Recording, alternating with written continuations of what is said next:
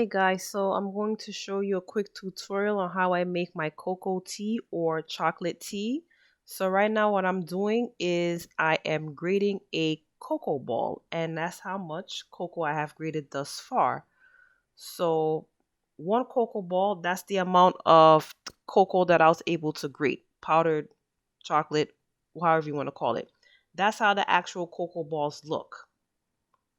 And what I'm just showing you, just for future reference, is a cocoa stick. It does the same thing as a cocoa ball.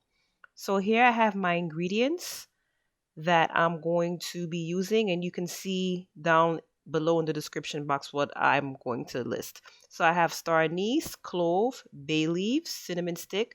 That is banana essence. If you do not have banana essence, vanilla essence work as well. That is coconut sugar that I have there. And here is ground nutmeg. Now, if you have a fresh nutmeg and you want to grate it, that is perfect as well. But this particular brand of nutmeg that I have that is grounded, it works perfect. That is coconut condensed milk. If you don't have coconut condensed milk, regular condensed milk works. Also, that is evaporated coconut milk. If you have regular evaporated milk or whole milk, that works fine as well. This was a vegan version, so I kind of omitted dairy for the whole process. So here in my pot, I have 4 cups of water that I'm going to bring to a boil. And once it comes into a boil, I'm going to begin to add in my spices. So here, as you can see, I'll put in my cloves, my star anise, my bay leaf, and my cinnamon stick and boil it for 5 minutes. Excuse me.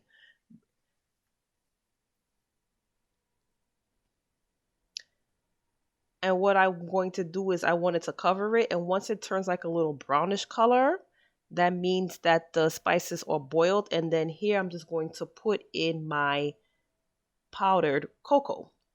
And what you want to do is you want to give it a stir. And because if not, as you can see how the corners are per se, how it's kind of like a little thicker, is going to be that way. So I took my whisk and I gave it a couple of stirs. And also too, I didn't put it in this part of the video. You also want to add in your ground nutmeg as well. So here I just put in my banana essence after I had the cocoa boiling.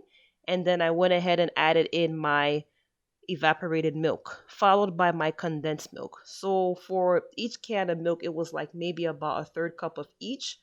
The condensed milk also is a sweetener. So my suggestion is, and this is teacher's own, you want to like boil it for a few minutes just to make sure that, it blends properly with the cocoa tea. And then you're going to taste for sugar. So once you taste for sugar, if the sugar content is fine for you, that is totally fine. But if not, you could always go ahead and add in sugar to your liking. Okay? So here I'm just doing the sugar taste now, just to make sure that, if it's sweet enough for my liking, which it was. So therefore, that sugar that I showed in the beginning of the film, I don't have to add any more sugar. So I'm just going to have it boil for a couple of more minutes, as you can see here, just to make sure, everything is fine. And also, too, you want to boil it uncovered. And guys, there you have it. That is my cocoa tea.